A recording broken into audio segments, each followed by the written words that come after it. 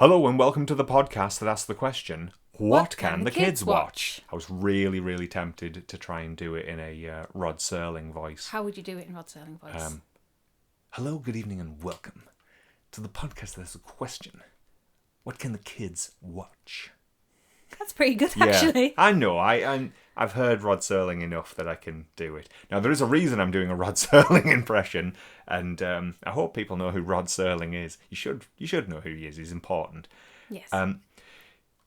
So what can the kids watch? The Night Gallery. Yes. Now, this is actually our first TV show.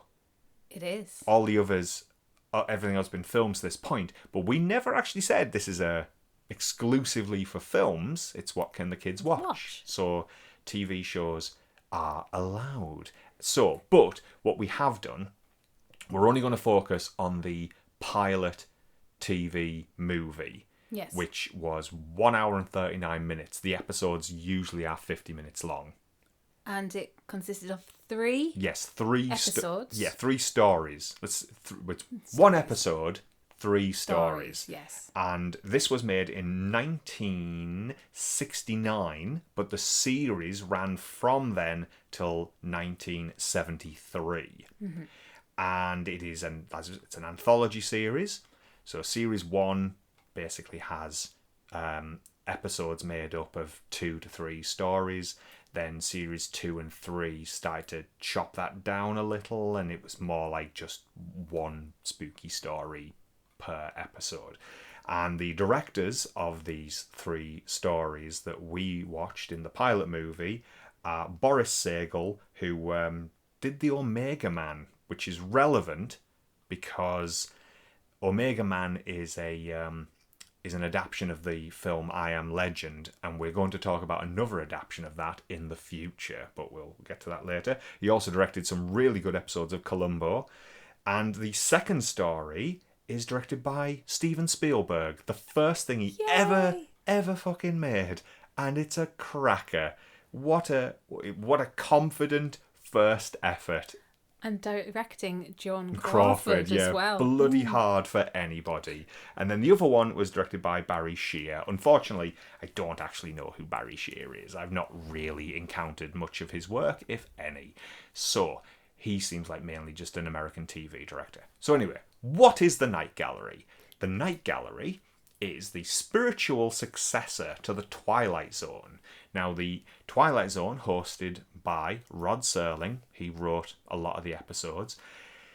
The Night Gallery opens with a huge black space and loads of paintings, canvases, and he walks down and he introduces each story based on the painting, and he'd be like, this story is about a doom and gloom, and then in the film they're covered, and he pulls the curtain off, and then it becomes the episode. So the Night Gallery takes it's basically him in a gallery looking at paintings and saying what horrific story is connected to this painting, and then we get the anthology segment. Twilight Zone didn't used to do that. Twilight Zone used to just be single 21-minute stories, and it would start with him saying something like nonsensical and weird. I mean, that Rod Serling owned a fucking thesaurus. I am certain of that, because he knows how to twist a sentence into nonsense, and he always used to bring it round to something where it would be, for example, he'd always give a little introduction at the end.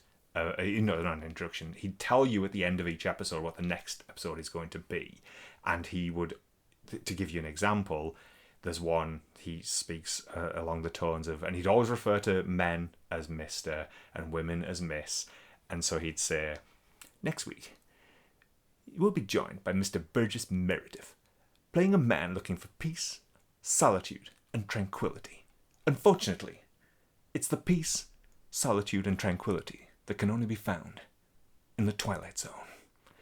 And then, I mean, if people know that episode, that's famously the one about the man who desperately wants all the time in the world to read books, and he survives an apocalypse. Yeah.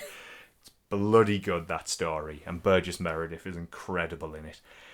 But we're not talking about Twilight Zone, although the kids have watched Yes. a lot. They've watched more Twilight Zone than they've watched Night Gallery, to be fair. It's easier to focus on the Night Gallery because of this pilot episode and the fact that Steven Spielberg directed the middle segment. Okay. First segment, the cemetery. Yes.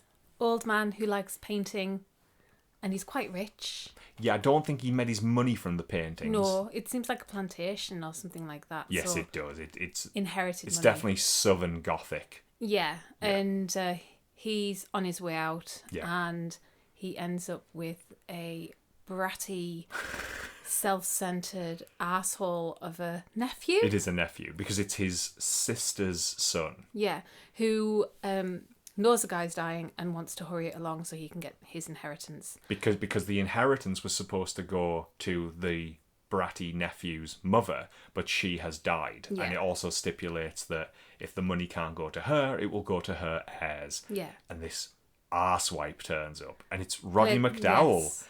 and playing it in a very lilted, southern, weary sort of man type.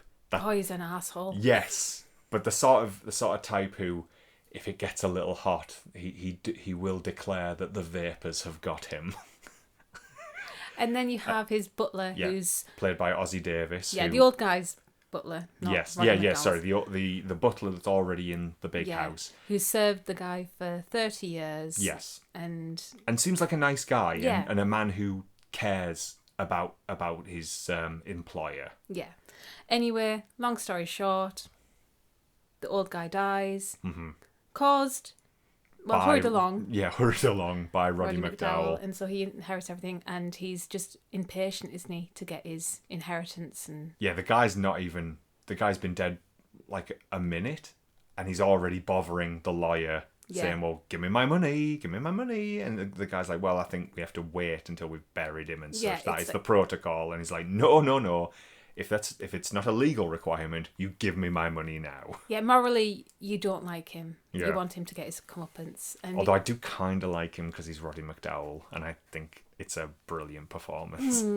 So hanging up in the house is many paintings, and there is a painting of the house, and opposite the house is a cemetery, which is also featured in the painting. And you can see the plot where the old man will be buried. And the painting, every time Roddy McDowell looks at it, is a little bit different. And there's a freshly dug grave, and then the grave is opened, and the coffin's sticking out, and then the coffin's open, and the man's starting to get out, and every time he looks at it, he goes, fucking apeshit. Burns the painting at one point, back up on the fucking wall. yeah. Now, we won't go any further into No. the detail. No. Magnificent story. It is a story that already kind of does exist in one form or another. Yeah. So it's not necessarily an original concept, but it was so well executed. And Twilight Zone was in black and white, and it's lovely in black and white. It's the best use of black and white. It's absolutely gorgeous. Night Gallery is all in colour, but it's gorgeous. Like, it does not waste any sumptuous colour. It's just sexy. The whole thing to look at just looks gorgeous. Everyone looks very tanned. Well, A lot of people look tanned. Rod Serling definitely looked tanned. Yeah. Yeah. Wow. Hard to say whether he was that tanned in Twilight Zone, because, as I say, in black and white, I couldn't tell. Yeah. But he was dead. He was dead 6 years later, so he might actually have been quite unwell. Smoked like a chimney, because he was one of the cigarettes for like the sponsors on Twilight Zone. But this first story is gorgeous. It's edible. You could take chunks of it and just eat it and feel nourishment. It's so good. It's like a moral story, isn't it? A lot of them Don't revolve be around- an arsehole. Yeah. At all. Yeah. And the second one, it's quite an interesting So concept. right off the bat, Spielberg, who's been given a chance, he's made short films, and he'll have shown his short films about, and Rod Serling took a chance on him, liked him a lot, gave him this opportunity. And it is oh god, it's cool. Like he's shooting films long before he's got to films. Yeah. You know, he's turning television into films. Yeah. And Some really nice shots in there. God, yeah. And the character Joan Crawford plays, Hmm. she's an absolute witch. And I don't mean she's a witch.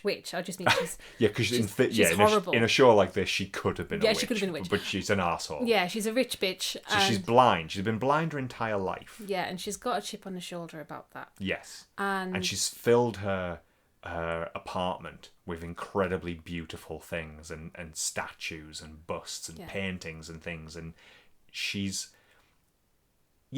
filled her life with these things that she can't actually see. Yeah. And then she knows of an experimental thing in animals where the optic nerve has been transplanted, but the only thing is the animals can only see for, is it 13 hours? 12, I think 12, 13 hours? 12 or 13 hours, yeah. And then the experiment fails and they go back to being blind. But Yeah. she's wanting to take that chance. Now, even though she's a horrible person, like if you're blind and then you have the chance to see, you will want to take it. But the way she does it, she forces people to do it by blackmailing them and then paying some people, blackmailing others. Yeah, so she's going about it completely because the wrong way. She's hoping to get her eyesight back and create mental images that will last her the rest of her life. But for her to do this, someone else has to go blind for the rest of their lives. Yes. And then it's that kind of choice.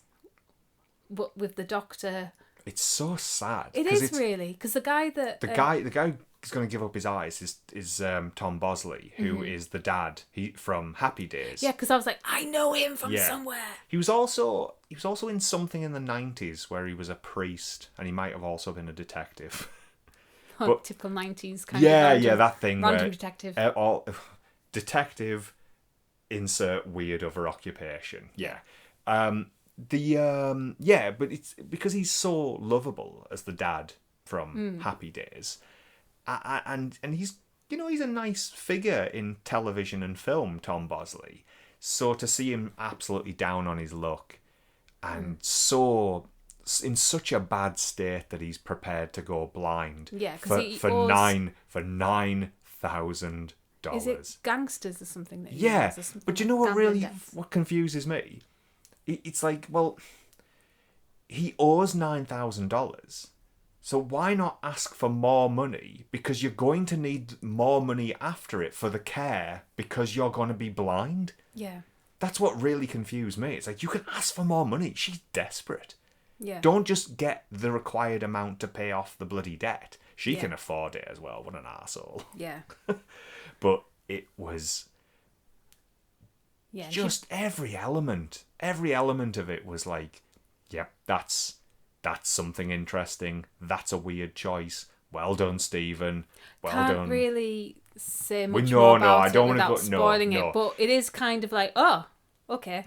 Yeah, but every step of the way, it's interesting because Spielberg went on to direct one of the very earliest Columbo episodes. Like, I think there's a TV movie that started it all.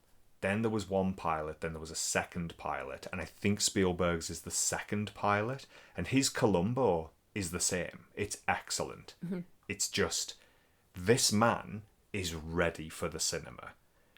And he didn't go straight into Jaws, because he made, there was some TV movies first. Made Duel as well, there was Duel. There's one called Something Evil, which is okay. Do you know what? That's the best you can say about it. It's okay. I have a fondness for 1970s and 1980s American TV horror. There's something very creepy about them. I think a lot of them are very good. There's actually one that I want to show the kids. I like it very much, and I like that style. So I do forgive Something Evil for its problems because I'm kind of charmed by it. And then he made an incredible film with Goldie Hawn called Sugarland Express. That's also a TV movie. Don't think I've ever seen Have you never seen Sugarland Express? No. We've got Sugarland Express. It's not for the kids. They No. wouldn't. they can watch it, but they wouldn't give a shit about it. But you should watch Sugarland Express. Okay. It's I don't know why, because you like Goldie Hawn. yeah, I do like Goldie Hawn. I mean, we watched Overboard. the other day. Not for the kids. Nope, definitely not. And You see a bare ass. when you say Sugarland Express, it makes me think of Snowball Express. Oh, my favourite film of all time. Yeah, but We haven't showed the kids. I haven't showed the kids Snowball Express. we not. No, I'm gonna. But anyway, We'll save it for Christmas, even though it's not actually a Christmas film. It's just very snowy. Yes, so Spielberg, you can see from this story that he is set and ready to go. That is like, that man, get him some films. And he didn't let us down. no, he was He's good. made some of the best fucking films ever fucking made. He's got a new one coming out, which by the time this episode goes out might actually be out, called Disclosure Day. So at this point in time of recording, I don't know what Disclosure Day officially is. It's sort of, they're being a bit secretive about it. I'm hoping it's a surprise sequel to Close Encounters, but we'll see. We'll see. Anyway, so The Eyes, brilliant story, told well. The same cannot be said for the last painting / story. I feel that the story was important. Yes. Because yeah. can I say much about it? It's a Nazi in hiding. Yeah, he's in South America. South America, which is where Where a lot they of all- them, where they a all lot of hung them out, went. yeah. But I feel that it was a bit too long, Yes, I agree. and there's a few things that I wouldn't have had. It's also a tricky one in regards to the kids, because you have to know a lot About- you have to have a lot of shorthand information to know what all of this means. Yes. Like our kids know who the Nazis are, and they understand a lot of things because it's popped up in a lot of media where I've had to explain what the Nazis are. But they don't have a full But this understanding. this went into greater detail. Yeah. But you and I, it's like, yeah, of course we know this. We know all these things. But it's just another thing to have to explain about the Nazis to them. What Yeah. a concentration camp is. And Yeah, I feel that the ending was good. yeah, it was, yeah. But there was a lot Getting of there was a bit wishy-washy. of a slog. And I recognised one of the other actors. Oh, doing the old Jewish fella was the bookman from Bedknobs and Broomsticks, which is yeah. another film that has Nazis in, where I had to explain to the kids what that was all about. Yes. But yeah, he's the guy who's Bruce Forsyth is his henchman, and He's wanting the magazine or the other half of the book. Yeah, to do the thing so they can go into the. I'm not Did you sure. get the medal? To be fair to him, I don't know what the bookman's scheme is. He just wants it. Star of Astaroth. Or It is the something? Star of Astaroth. It's Yeah. Dracuna Macoites Dracorum Satus D is the spell that they want. It's substitutiary locomotion. That makes things Yes.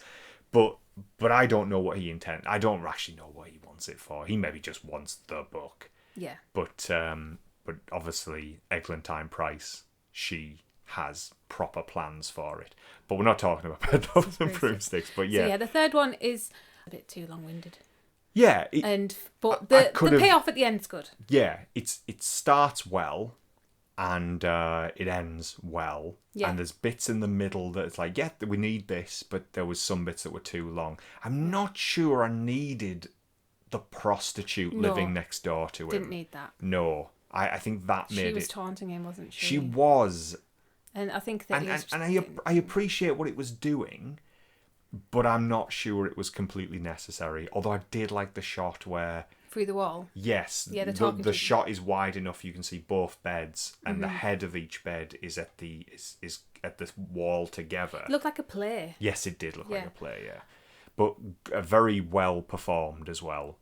And there was it had a nice like visual tone to that story, but it was just too long. And I wonder if I'd have thought it was too long. Like, I might not have cared if I was just watching it with you. Yeah. But because we were watching it with the kids, I think I was like, oh, God, there's maybe a bit much. Yeah. Which I shouldn't criticise it for that. But I do think it could have been chopped down. I mean, the Night Gallery Twilight Zone they are very well. I'm not quite sure now if they're not parodied, but you know The Simpsons. The Simpsons did do a lot of good parodies of them and The Outer Limits in the 90s. But yeah, Yeah. I don't see many references to the Twilight Zone anymore. And However, Night if Gallery is barely remembered. however if someone goes "Da-na-na-na-na-na-na," like Yeah, but you nobody, know, no one ever does it. I don't know, like I've never my heard. sister does. You know, Yeah, when something weird happens, like "Da-na-na-na," yeah, but she's the same age as you. I suppose. She's got the same references. Whereas Yeah. I just don't. It doesn't, for me, it doesn't come around very often. Oh. I'm always the one talking about the Twilight Zone. Oh, if you go on a Tower of Terror. Yes, yeah, obviously the Tower of Terror, which we did obviously covered in the Black Cauldron episode. Is it actually Rod Serling? Rod Sterling? Rod Serling? Rod Serling. Rod Serling. Is Sir. it Rod Serling? Yeah, doing the introduction. No, it's someone doing an impression, and then it's footage of him, but they've degraded the image enough that and manipulated the mouth that you can't tell it's him not talking. And it's but on it a is, teeny tiny screen it in is the on corner. it's on a small 1950s television, Yeah. which is appropriate. Yeah, it's like everyone So must have bad eyes then. yeah, but it's not actually his voice, but it's a good impression. Yeah. In the same way that the Haunted Manor one has a really good Vincent Price impression in it. Yeah. Well, I have to say that the kids were, certainly by the first story, kind of cacking themselves. Yeah. Do you know what it reminds me of? Go on. Goosebumps and Are You Afraid of the Dark? I mean, obviously they've taken a lot of inspiration from those Yeah, it's series and cut then from the same cloth. made it for kids. Yes. But then there was some quite, I'm not saying out there, but There quite are- memorable stories. From Goosebumps and I Afraid of the Dark. Yeah, which there are are probably from. there are significantly frightening episodes, which is shocking to think they were just rocking up on CITV at tea time for us. Yeah, so I think they were. Yeah, they were genuinely afraid of the first story, Yeah. genuinely cacking themselves, and I think they enjoyed the second one. I think they were still afraid of the second one, even though the second one's not really a horror. Mm-hmm. But I think they were afraid of it because of what they'd already seen with the first one. They were on edge, like, Yeah. oh, what's gonna fucking come this time? And then the last one they understood, but they also I don't struggled. think if you don't know the atrocities that, I mean, they do talk about what this guy did. Yeah, but it's understanding the words. Yeah, I think they were maybe too young for that one. And the occasional flash frames of him in his Nazi uniform and then cutting back to him, it's like you need the understanding of cinematic language of like what that is. That's just his memory. I would, if anyone is capable of watching this, definitely the first two stories, and I'm gonna show them more. I'm gonna show them other things because you and I have watched a little bit more of Night Galleries. I've watched more than you have. I want to show them more of it. Yeah. But I feel every episode's going to be a real test. And, well, we'll just see. We'll see if this is shit your pants terrifying or not. You see, Twilight Zone, I don't mind. I can show them Twilight Zone all the time, and we have done. We've watched about, I think we've watched almost 30-odd episodes, me and the kids. Mm-hmm. But that's the 1950s and 60s. It's, it's got, there's an element of, this isn't going to go that far, because television in America at the time, they'd have pulled it back. A lot of it is morals. It is morals, yeah. And some of it's weird. But they're more sci-fi and fantasy stories. Yeah. And the horror ones are few and far between. It's not to say they didn't do horror, but they're few and far between. Rod Serling was much more into horror. So by the time he's doing Night Gallery, it's like, yep, horror. Was he something to do with Planet of the Apes? Yes. So he wrote, he is one of the script writers on Planet of the Apes. He is arguably the one that made the most significant contribution. So your ending. Oh, the ending. I mean, I don't know if I can say. Surely people know now, but I won't say. But the ending of Planet of the Apes, and he did a lot of other things in Planet of the Apes, but the ending of Planet of the Apes, that is his.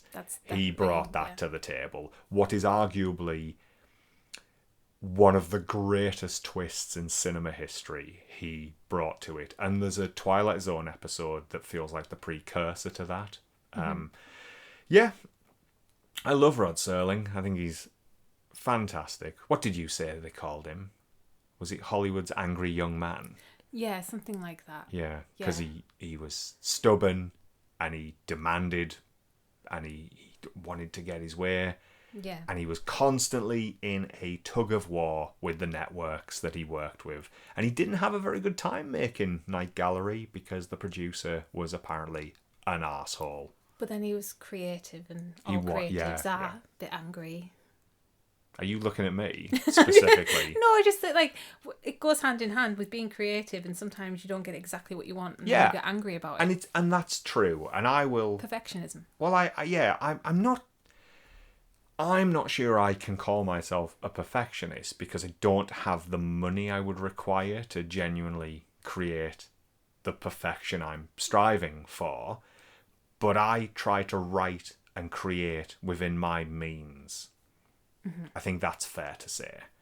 And I think a lot of the time, especially in the last 5 or 6 years, I think I've genuinely got to a point where what I'm setting out to create, I am creating. Yeah. I think the adverts I've been making for the cinema are proof of that. I've set out to make, and they're not that keen on the misery one. If I'm brutally honest, I think I dropped the ball on the misery one. I think it's fine, but I've done way better. And yeah, for the most part, I think I've achieved what I've set out to make. And we're currently, you and I, we're currently making a short film, working with the family. And so far, what we have gotten is surprising. Like some of it's like, this might be it. This might be the film I can sit back and go, that is what I intended to make from start to finish. Which is, it's not always what you can say. And maybe I'm setting myself up for a fall now, but I've confidence in you. And if the kids listen to me, I have confidence in them. Yeah. They can do it. They've got the chops. They just need a guiding hand, which admittedly sometimes is a very angry guiding hand, which makes me sound like I hit them. I don't hit them. I'm just very vocally angry sometimes but it's, it's sometimes you say something and you think it's a simple thing, and then you see them do something insane that's like, how did you come to that conclusion based on what I said? Well, maybe so I get frustrated. You're just channeling your inner Rod Serling. Maybe, but that's not a bad thing. No. As I say, I love Rod Serling. What a lad. And the kids love Rod Serling as well. When he says his little things at the end of Twilight Zone and say, "Oh, see you next week," the kids go, "Thanks, Rod." Thanks, appreciate it, Rod. Join us next week. We will, Rod. No bother. We'll watch. We're not going to wait till next week, though. We're going to just hit play on the next one. Thanks, Rod. Bye, Rod. Hello, Rod. Aww. How you doing, Rod? Going to put that cigarette up to your mouth, Rod. He's got a really strange kind of like massive Joker grin. Yeah. Like it's like his lips have disappeared. Because I can do the impression, but I can't do the face at the same time because it's hard. Hang on, not that people can see what I'm doing. No, it's too hard. It's too hard to speak. It's made the top of his lip really dry. Do you think he smokes so much that he has dried out his mouth? Maybe. And his lips have just moved inward. But yeah. Anyway, we're moving on. Yeah. We have to move on. So that's the Night Gallery. We will be continuing. We might come back to this when I've watched more episodes with them. Yeah. But for the moment, yeah. The kids enjoyed that film and they want to see more. There is a scary doll one that they're quite keen on seeing that you and I have both seen. Oh, that doll. That doll is freaky. I know, I've seen my fair share of freaky dolls, and that is the freakiest doll I've ever seen. Yeah. Like, whoever created that. But I thought it looked like Betty Davis. Yeah, from Whatever Happened to Baby Jane. Yes. Oh, yeah. Yeah. She's doll-like in that, I suppose. Yeah, with the big eyelashes. Yeah. And yeah. So yeah, I'm going to carry on with Night Gallery with the kids, Yes. and you certainly are welcome to drop in and out on episodes. Or if I see an amazing one that you're not around, I'll be like, you've got to watch this one. Yes. But yes, I would. Yes. So at the moment, cautiously, because we're stepping into unknown territory with it, because it's not all been watched yet, I am going to proceed with Night Gallery with the children, so the kids can watch the Night Gallery. I agree, because it's moral tales, and I think that it gives them a sense of what's right and what's wrong, and Yes. if people do get But what they but deserve. if it's too much for them, we are definitely still carrying on with the Twilight Zone, because Yes. they absolutely adore it. Yeah. And I'm thrilled they'll happily watch a TV show from 1960, a black and white TV show from 1960. They're absolutely enamored with it. Cool. Okay then. Bye. Bye.